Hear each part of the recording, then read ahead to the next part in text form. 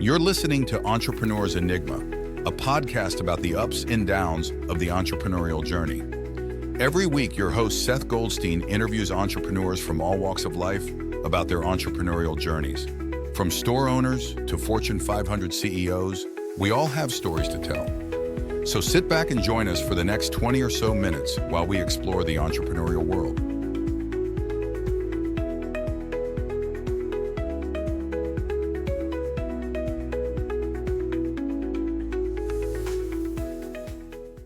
Hey, everybody. Welcome to another edition of the Entrepreneur's Enigma podcast. I'm, as always, Seth. You know me by now. We're on like 270 episodes of the show. Today, I have Lance Cayko, the multifaceted serial entrepreneur, architect, builder, lecturer, podcaster. He's a Renaissance man, this guy. And he's also a fisherman. So he likes to go out in Colorado on the lakes and literally dig through ice or drill through ice to get the good, fresh catch. He builds all kinds of single-family residential, multi-family residential, and small commercial projects. But he has an award-winning architecture firm, F9 Productions, a wildly successful, as he likes to call it, which is very cool. And before that, he has been in nearly every trade of construction. So not only is he an architect, he actually can sympathize with the tradesmen and know what's going on in the build. So he's a kind of a well-rounded architect. Because, I mean, I've dealt with architects for different, my parents' house and stuff like that. And they're like, we want it this way. And then the trades guys are like, it can't go that way. So you can kind of understand that Lance will actually do it right. So in addition to his work at F9, he raises his daughter, Kaya, and teaches at the University of Colorado Boulder, his alma mater, North Dakota State University. You're a professional fisherman and philanthropist, and you're the founder of founder and president of Longmont Community Gardens. So, like, you keep busy, to say the least. Yeah. I would say taking care of your kid alone is enough. But you like to go fishing, which you're going to go fishing after this podcast. So we're going to get rolling here. Cool. So how did this all start? Did you always want to be an architect? Did you always want to go into like the building trade industry? Or did you want to be an astronaut when you were a kid? Like, how did this all start with the young Actually, Lance? I wanted to be a professional fisherman first. My mom, really? She pulls out often with girlfriends or wives or whatever. She'll tell them about in second grade when our teacher would ask, what do you want to be? And then she wrote it down. And I even I got to find the paperwork or something, but I wrote down professional fisherman. That's what I wanted to be originally. In second grade. Wow. Yeah, and I didn't want to be an architect first. I wanted to be a builder first. So jumping ahead to 13, I grew up in northwest North Dakota in a very rural area, town of 500 people, and I grew up between a cattle ranch and a sugar beet farm. And on the sugar beets, we were poor farmers. We had to hand water all of our crops. And so I tried that once for about a week with my dad, who raised me. I tried to, we didn't really get along at that time. It was like 100% humidity, 100 degrees. The mosquitoes are just huge there; they'll carry you away. And I just hated it. I just hated it. Wasn't got to the end of the week, and I told him, "Hey, this isn't for me. Don't worry. I've got a backup for you. My best friend Chris would love to take this job. I'm gonna call up." You're 13 at this time. So. Yep, I'm gonna call up your best friend Bruce, and who's a general contractor, and just see what's going on there. So I called up Bruce, and I'd always been interested in building, always been interested in carpentry. One of my grandpas was a carpenter, and just kind of fascinated with me. I was one of those kids who grew up with Legos, Lincoln logs, sketching, all that kind of good stuff. Key, yeah. And he, when I called him up, he says, I said, "Hey, what do you have any job openings? Do you have anything?" I go, "I'll do anything." And he goes, "Yeah, sure. You could be my gopher. I'll pay $7.25 $7.25 an hour." And I just was jumping for joy. And he goes, and I go, "Cool, gopher. Well, what's that?" And he said, "Oh, you're going to go for this and go for that. When you're done going for the things, then you can get up on the roof and learn how to roof." And I was the best dang gopher that he ever had, Seth. And by about halfway through the summer, he noticed just how good of a worker I was, how my attention to detail, and I actually cared about how the roofs got torn off, how they got put back on. At 13, that's and he pulled in mind. This is 13. Pulled me aside. Pulled me aside, and at one lunch, and he said, "Hey, I pay you $7.25 an hour. What do you think I pay?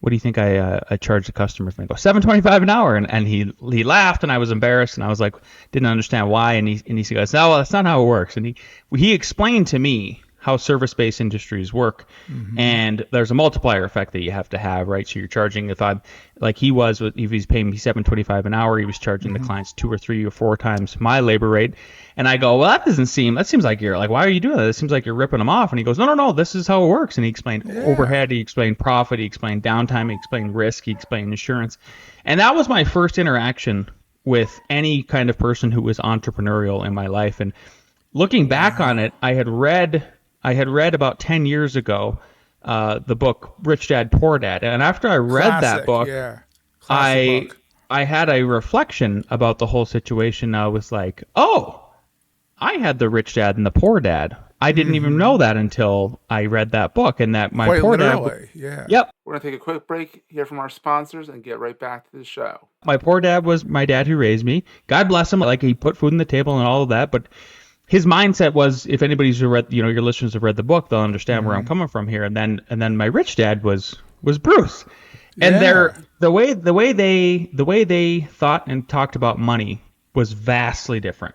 Yeah. So dad who raised me had a huge anxiety about money, and they would have this cope that they would say, mom and dad, all the time, which was having money isn't everything.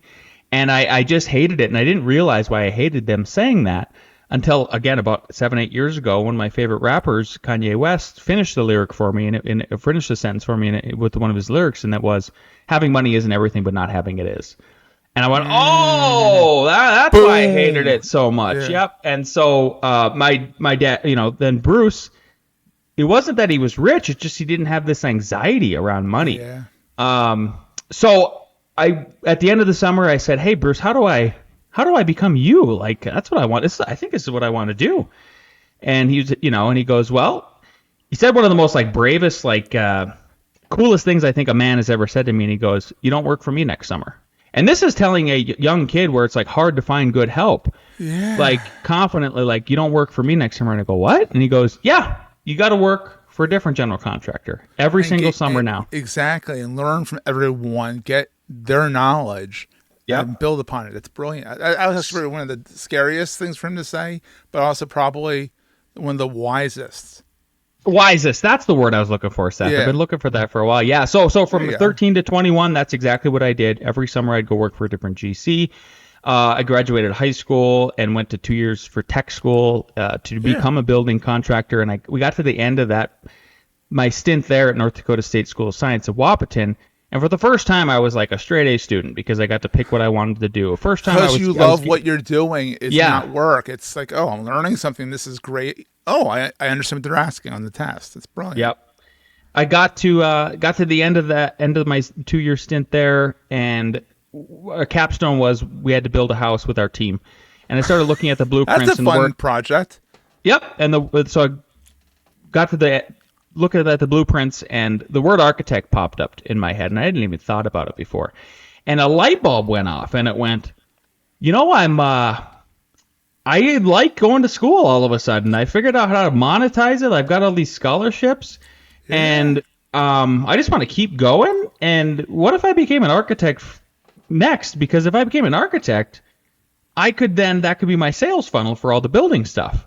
It's the architects get the clients first. If I could funnel them into building clients, that's what I should do. So I applied to North Dakota State, 70 miles north, accelerated in that program, graduated at the top of my class, and that's my very, very long story about what got me into architecture. Yeah, you're a well-rounded one because you kind of know what everyone's, like I said at the very beginning, you know what everyone in the chain of command is going through, which is kind of nice because you've done it since 13, every single trade, it seems like. Plus, if anything breaks in your house, you can probably fix it. So, yeah, which saves you money in the long run too, because you can fix the plumbing, you can fix the hole in the wall, And I'm sure your daughter's quite handy too. I'm sure, did that rub off on her? Oh man, the kids, what has rubbed off from me to them? None of the entrepreneur stuff, none of the carpenter stuff. The only things that's rubbed off on like, and I have 4 children to be clear, two non-biological and 2 biological. My biological children, what's rubbed off is my love of music. That's good. I mean, what's amazing is like there's so much crappy music out there today that I don't know if you know this, but Gen Z is really into the 90s and the early 2000s. Yeah. Right? Which is weird because that's our generation. It's like, yeah. they're listening to Nirvana, and I'm like, oh, I feel old. My kid loves Nirvana. He's 12 and loves Nirvana, and I'm like, yeah, dude. And like the Jim Blossoms, he's like, this is kind of, crap, but good crap. Because Jim Blossoms, every song sounded the same.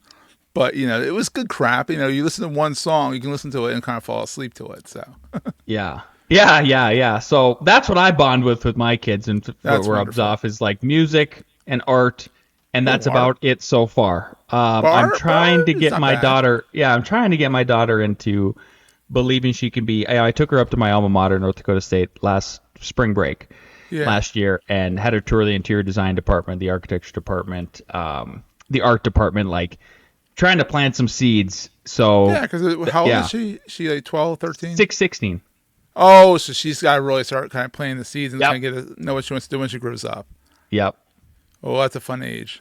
My kids, I'm already starting that. They start that in my district in middle school. They say, start thinking about what you want to do when you grow up in 7th grade. And I'm like, in 7th grade, I didn't know my head from my backside.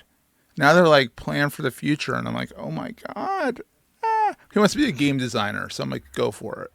Yeah. That's fun. I mean, they got to try it. My son has flunked out of college twice now, and we're just seeing how, I don't know where it goes from here. Like, he's an aspiring artist. He's actually making some art for me. I saved all their art from when they were kids. Aww. And I found it after I got divorced, and I was like, oh, this is what a cool little like diamond that I found, and now he's finishing it up for me. So, oh, that's fun. That's awesome. All right, so you've been an entrepreneur literally since, or an entrepreneur or a go-getter, or a gopher, go-getter. Yeah, I like that. Since you were 13. Uh-huh. Have you ever worked for other than like the general contractors? When you got out of college, did you just start your own shingle, or did you work for a bigger firm, or?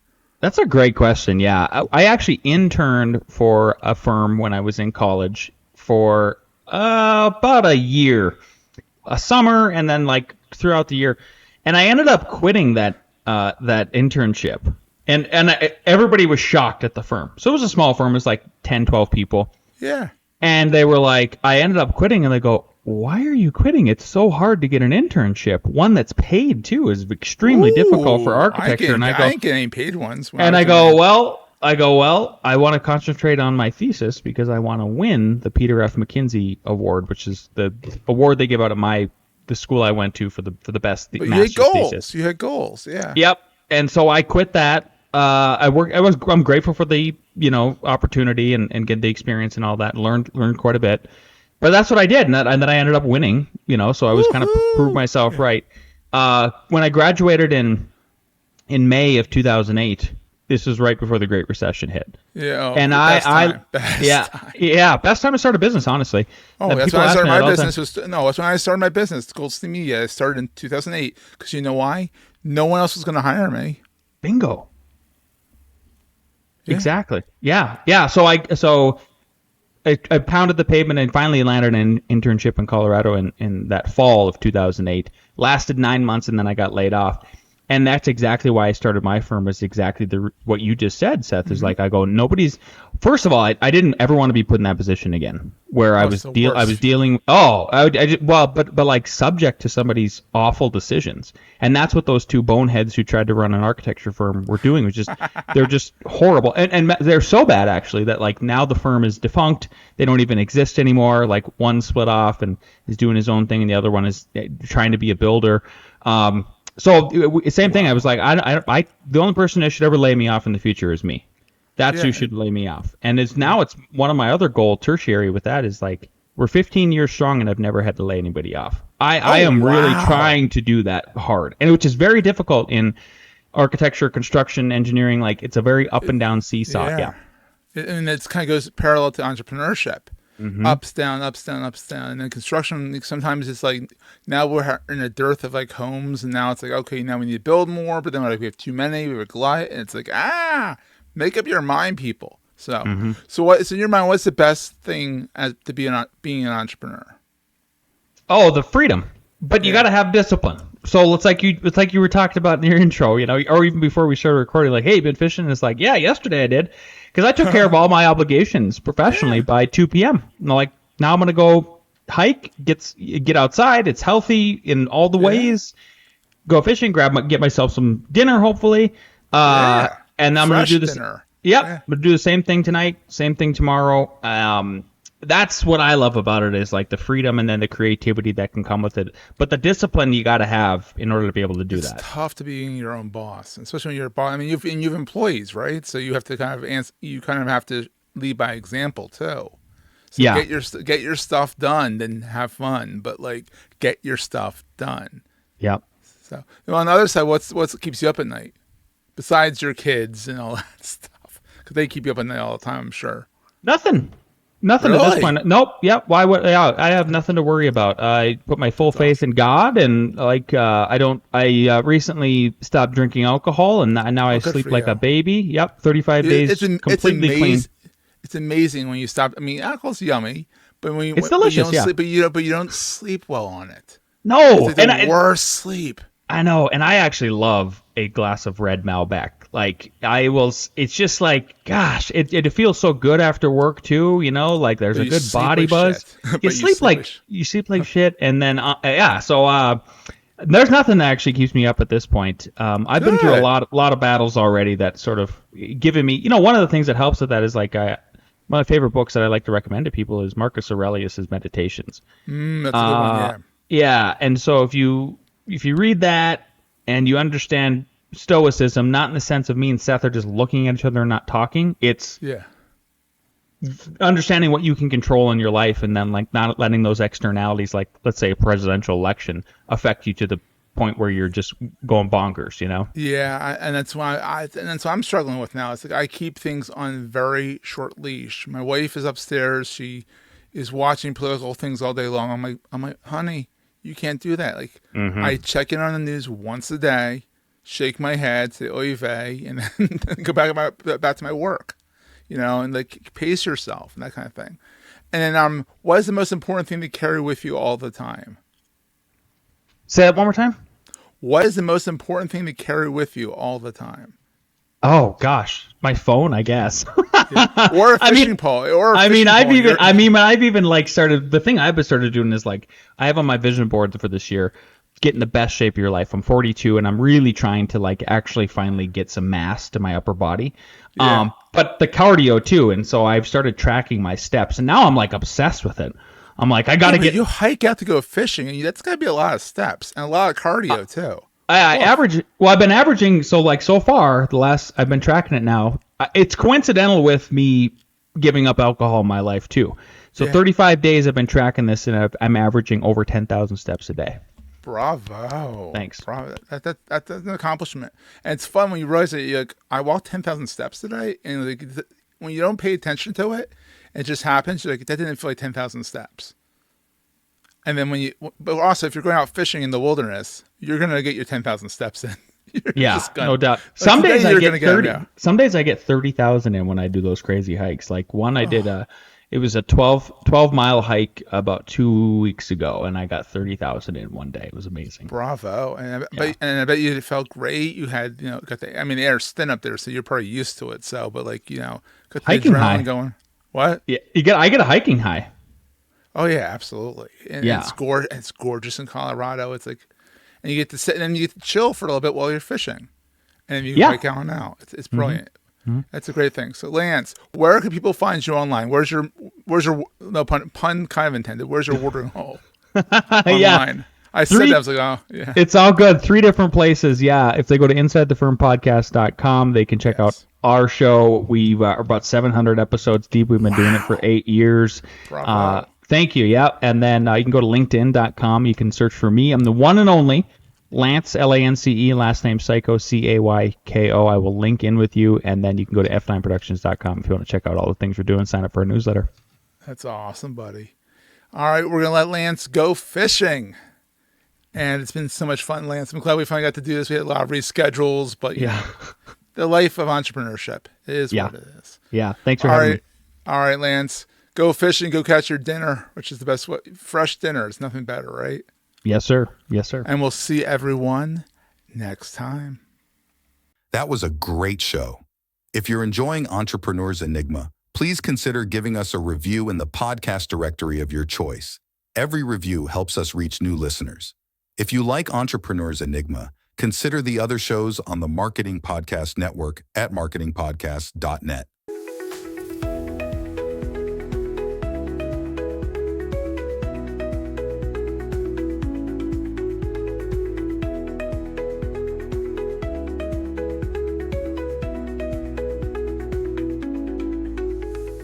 Goldstein Media hopes you have enjoyed this episode.